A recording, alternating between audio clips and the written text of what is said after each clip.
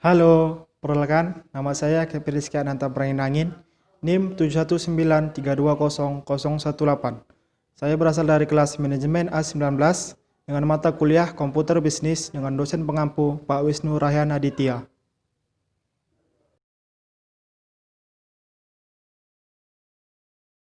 Perkembangan teknologi komputer terbagi menjadi sebelum tahun 1940 dan setelah tahun 1940. Pertama, sebelum tahun 1940. Pada tahun 1816, Charles Babbage membuat ide The Difference Engine. Mesin ini mampu menyelesaikan masalah perhitungan matematik, seperti logaritma secara mekanika dengan tepat sampai 20 digit. Mesin ini memiliki media input, memiliki memori penyimpanan, serta mengeluarkan output dalam bentuk cetakan pada kertas. Konsep mesin ini mengagetkan ahli-ahli sains pada masa itu karena dianggap terlalu maju. Namun karena kurang dukungan teknis, maka pengembangan mesin ini terbengkalai. Babbage kemudian mengalihkan perhatiannya kepada The Analytical Engine. Kekurangan teknologi pada masa tersebut juga menyebabkan proyek ini ditangguhkan. Walaupun gagal menyiapkan kedua mesin tersebut, namun ide Babbage dianggap amat berguna pada pembentukan komputer modern pada saat itu. Semua komputer pada saat itu menggunakan model mesin seperti yang dirancang oleh Babbage, yaitu input, memori pemrosesan, dan output. Setelah tahun 1940, evolusi komputer setelah tahun 1940 dibagi menjadi 5 generasi, yaitu generasi pertama pada tahun 1940 sampai 1959. Generasi kedua 1959 sampai 1964. Generasi ketiga 1964 sampai awal 80-an. Generasi keempat 1980-an. Dan generasi kelima masa sekarang sampai masa depan. Komputer generasi pertama pada tahun 1940 sampai 1959. Komputer generasi pertama menggunakan ribuan tabung vakum untuk memproses dan menyimpan data, sehingga ukurannya sangat besar dan mahal. Contoh komputer generasi pertama yaitu ENIAC, Electronic Numerical Integrator and Calculator, diciptakan oleh Dr. John Mauchly dan Presper Eckert pada tahun 1946. Dr. Mauchly dan Eckert juga membantu terbentuknya komputer EDVAC, Electronic Discrete Variable Automatic Computer, yang mengurangi penggunaan tabung-tabung vakum. Perhitungan menjadi lebih cepat daripada ENIAC. Komputer generasi kedua pada tahun 1959 sampai 1964. Komputer generasi kedua menggunakan transistor dari dioda untuk menggantikan tabung-tabung vakum, menjadikan ukuran komputer menjadi lebih kecil dan lebih murah. Kemunculan Fortran dan COBOL menandakan permulaan bahasa tingkat tinggi. Komputer DEC PDP-8 ialah mini komputer pertama yang diciptakan pada tahun 1964 untuk memproses data-data perniagaan. Komputer lainnya dalam generasi ini ialah IBM 7090 dan IBM 7094.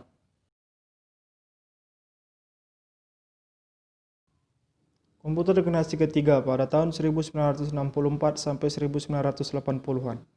Chip mulai menggantikan transistor, di mana chip ini terdiri dari ribuan transistor di dalamnya, yang proses pembuatannya disebut Large Scale Integration atau LSI, sehingga komputer menjadi lebih kecil ukurannya.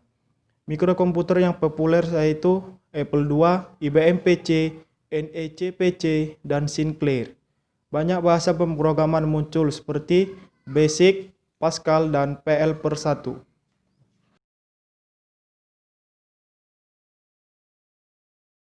Komputer generasi keempat pada tahun 1980-an sampai sekarang. Chip masih digunakan untuk pemrosesan dan menyimpan memori.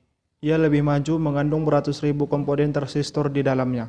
Proses pembuatan chip teknologi tinggi ini disebut Very Large Scale Integration atau VLSI. Memori utama komputer menjadi lebih besar. Komputer generasi kelima, sekarang sampai masa depan. Komputer generasi ini mempunyai lebih banyak unit pemproses yang berfungsi secara bersamaan untuk menyelesaikan lebih dari satu tugas dalam satu waktu. Komputer generasi ini juga mempunyai memori yang amat besar agar mampu menyelesaikan lebih banyak masalah yang kompleks. Unit pemrosesan pusat atau CPU juga mampu berfungsi seperti otak manusia. Komputer impian ini juga mempunyai kepandaian tersendiri mengenali keadaan sekeliling melalui penglihatan dan dapat mengambil keputusan tanpa pengawasan manusia. Sifat luar biasa ini disebut sebagai artificial intelligence.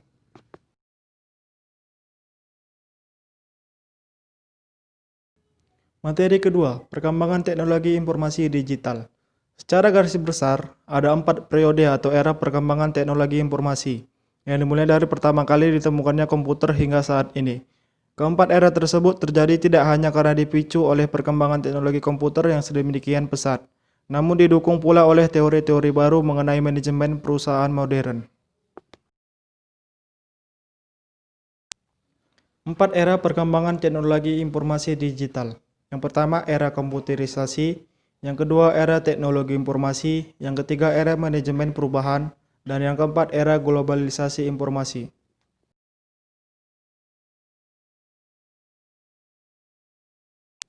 Era komputerisasi.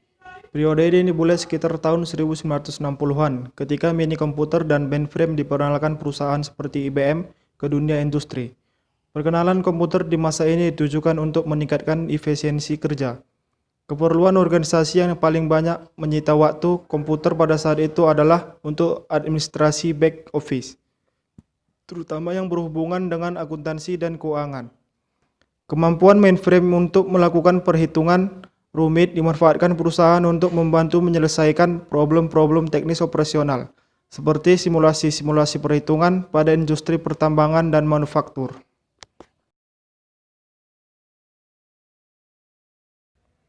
Era teknologi informasi. Di awal tahun 1970-an, teknologi PC atau personal komputer mulai diperkenalkan sebagai alternatif pengganti mini komputer. Penggunaan komputer di perusahaan tidak hanya untuk meningkatkan efisiensi, namun lebih jauh untuk mendukung terjadinya proses kerja yang lebih efektif. Tidak seperti halnya pada era komputerisasi, di mana komputer hanya menjadi milik pribadi divisi EDP atau Electronic Data Processing. Perusahaan di era kedua ini, setiap individu di organisasi yang dapat memanfaatkan kecanggihan komputer, seperti untuk mengolah database, spreadsheet, maupun data processing.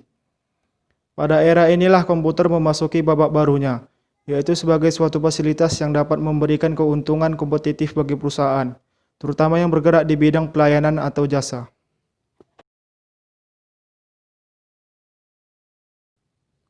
Era manajemen perubahan. Teori manajemen organisasi modern secara intensif mulai diperkenalkan di awal tahun 1980-an. Salah satu teori yang paling banyak dipelajari dan diterapkan adalah mengenai manajemen perubahan, change management. Hampir di semua kerangka teori manajemen perubahan ditekankan pentingnya teknologi informasi sebagai salah satu komponen utama yang harus diperhatikan oleh perusahaan yang ingin menang dalam persaingan bisnis. Pada era ini yang lebih ditekankan adalah sistem informasi, di mana komputer dan teknologi informasi merupakan komponen dari setiap sistem tersebut. Kunci dari keberhasilan perusahaan di era tahun 1980-an ini adalah penciptaan dan penguasaan informasi secara cepat dan akurat. Perusahaan yang menguasai informasilah yang memiliki keunggulan kompetitif di dalam lingkungan makro. Dan yang terakhir, era globalisasi informasi. Awal tahun 1990-an, internet mulai diperkenalkan ke dunia industri. Penerapan teknologi seperti LAN, WAN, Global Net, Intranet, Internet, dan Extranet semakin hari semakin merata dari membudaya di masyarakat. Tidak ada negara yang mampu untuk mencegah mengalirnya informasi dari atau keluar negara lain, karena batasan antara negara tidak dikenal dalam virtual world of computer.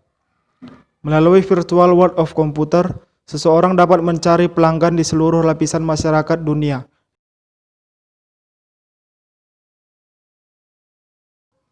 Dampak positif dan dampak negatif yang ditimbulkan dari perkembangan teknologi komputer, terkhusus pada bidang pendidikan.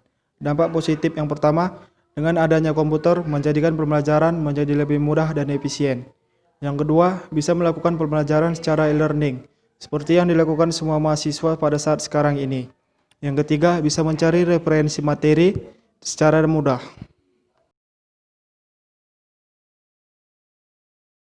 Dampak negatif. Yang pertama, semakin banyak plagiat, menyebabkan mahasiswa tidak kreatif. Yang kedua, menyebabkan mahasiswa ketergantungan terhadap internet, terutama game online. Yang ketiga, menjadikan individu malas. Dan yang keempat, berkurangnya minat menulis di buku karena lebih banyak mengetik.